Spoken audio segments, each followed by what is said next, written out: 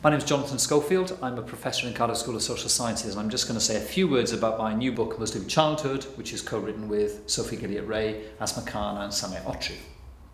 We say quite early on in the book a little bit about some statistics that we did, which show that Muslims are much more likely than people of other faiths, especially much more likely than Christians, to pass on their faith successfully to the next generation. So that raises the question why that is. And we set out to answer that in the rest of the book. And this is based on qualitative research with Muslim families in Cardiff, 60 families we spoke to. We did interviews with parents and children, and we also observed some of the formal learning. So I'll talk about three separate themes, really. The first one is the role of formal education. This is very, very important for all but one of the families that we spoke to who had children old enough. They were sending their children to classes to learn to read the Quran in Arabic.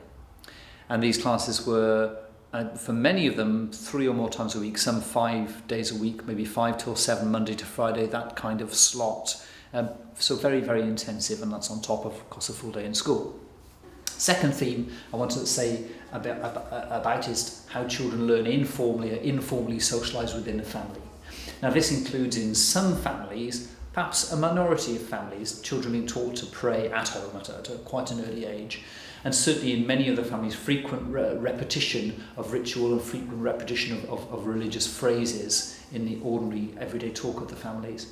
And also, when you looked around the family homes, they were in a way suffused with Islam, because instead of pictures of people on the walls, they would have pictures of famous mosques or verses from the Quran in picture frames.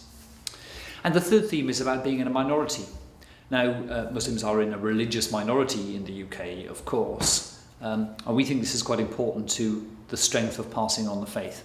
Now, to many of these younger children, they didn't see distinction between religion and ethnicity, no distinction at all. So being, for example, Pakistani and being Muslim were the same thing. Very different than from the parents who had made a clear separation between ethnic culture and religion.